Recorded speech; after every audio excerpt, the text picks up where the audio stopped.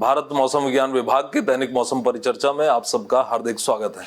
इस समय जो सक्रिय मानसूनी दशाएं मध्य भारत और उसके साथ में पश्चिमी भारत पर दिखाई दे रही हैं और साथ ही साथ पश्चिमोत्तर भारत पर दिखाई दे रही हैं, इनके अगले 3 से 4 दिन और यहाँ तक कि 5 दिन तक इनके जारी रहने का अनुमान है। हालांकि पश्चिमोत्तर भारत पर इसकी तीव्रता में, मानसून की तीव्रता में थोड़ी कमी आई है,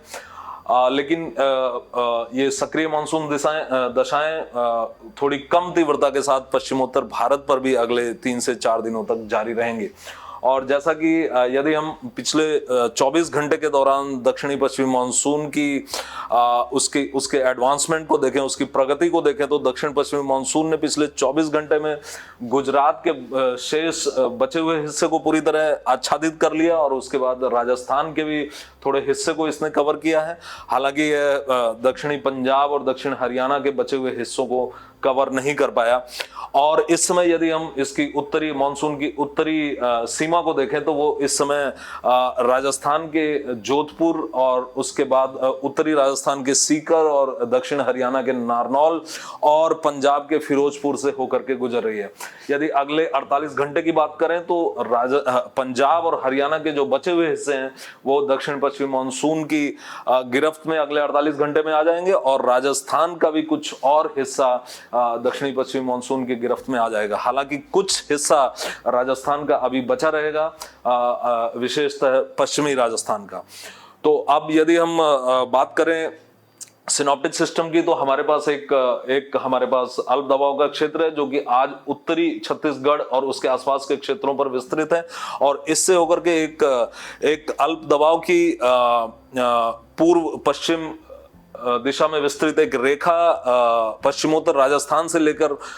पूर्वोत्तर बंगाल की खाड़ी तक विस्तृत है। और यही अल्प दबाव की रेखा, पूर्व पश्चिम में विस्तृत अल्प दबाव की रेखा कारण रही है कि हम पिछले 5 दिनों से अत्यंत सक्रिय मानसूनी दशाएं पश्चिमोत्तर भारत, मध्य भारत और पश्चिमी भारत और इसके आज के पहले तक पूर्वी भारत पर देख पा रहे थे।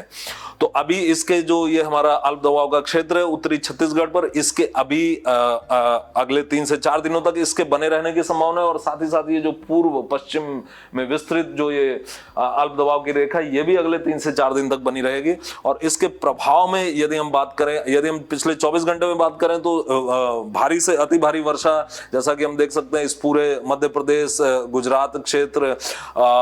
उत्तरी महाराष्ट्र, विदर्भ, छत्तीसगढ़ और साथ ही साथ दक्षिणी झारखंड और दक्षिणी पश्चिमी बंगाल और उड़ीसा पर दर्ज की जा चुकी है और साथ ही साथ छत्तीसगढ़ पर 20 सेंटीमीटर से ज्यादा की भी वर्षा एक स्टेशन पर दर्ज की जा चुकी है। और यदि अगले 5 दिनों की बात करें तो यही हमारा कोर जोन रहेगा भारी से अति भारी वर्षा का, जो कि छत्तीसगढ़ से शुरू होकर के और गुजरात रीजन तक, गुजरात क्षेत्र तक जाएगा और साथ ही साथ उसमें उत्तरी महाराष्ट्र का हिस्सा भी सम्मिलित रहेगा। तो ये अल्प दबाव का क्षेत्र अगले 3 दिनों तक, चूंकि पश्चिम उत्तर पश्चिम दिशा में गति करते हुए पश्चिमोत्तर मध्य प्रदेश तक इसके पहुंचने के आसार हैं। तो इसके प्रभाव में यदि हम आज बात करें तो छत्तीसगढ़, दक्षिणी मध्य प्रदेश, विदर्भ, उत्तरी महाराष्ट्र और गुजरात क्षेत्र पर, अर्थात गुजरात के पूर्वी हिस्से पर भारी से अति भारी वर्षा की संभावना रहेगी। और इसके साथ ही साथ जो है दक्षिणी पूर्वी मध्य प्रदेश के दक्षिणी हिस्से और विदर्भ पर अत्यंत भारी अर्थात 20 सेंटीमीटर से भी वर्षा की कुछ एक स्थानों पर संभावना रहेगी। और यदि हम कल बात करें तो दक्षिणी मध्य प्रदेश और गुजरात क्षेत्र और उत्तरी महाराष्ट्र पर भारी से अति भारी वर्षा और गुजरात क्षेत्र पर अत्यंत भारी अर्थात 20 सेंटीमीटर से ज्यादा वर्षा की संभावना रहेगी। और फिर यदि हम 29 जून की बात करें तो फिर से दक्षिणी राजस्थान, पूर्वी राजस्थान के दक्षिणी हिस्से और साथ ही साथ दक्षिण पश्चिमी मध्य प्रदेश और गुजरात क्षेत्र और उत्तरी महाराष्ट्र पर भारी से अति भारी वर्षा की संभावना 29 तारीख को भी रहेगी। और 30 तारीख को भी यही क्षेत्र भारी से अति भारी वर्षा का रहेगा, क्योंकि इस 30 तारीख के आसपास जो हमारा अल्प दबाव का क्षेत्र होगा वो लगभग पश्चिमोत्तर मध्य प्रदेश के आसपास अवस्थित होगा और उसके प्रभाव में हम दक्षिणी पूर्वी राजस्थान, दक्षिण पश्चिमी मध्य प्रदेश और गुजरात क्षेत्र और साथ ही साथ कोंकण पर और मध्य महाराष्ट्र के घाट क्षेत्र पर हम भारी से अति भारी वर्षा 11 से 20 सेंटीमीटर की वर्षा देख सकेंगे। और उसके बाद चूंकि अल्प दबाव का क्षेत्र कमजोर होगा और इसके साथ जो चक्रीय परिसंचरण है वो भी कमजोर होगा, तब फिर हम 1 तारीख को इस पूरे क्षेत्र पर अति भारी वर्षा में कमी आते हुए केवल भारी वर्षा छिटपुट स्थानों पर देख पाएंगे। अब यदि हम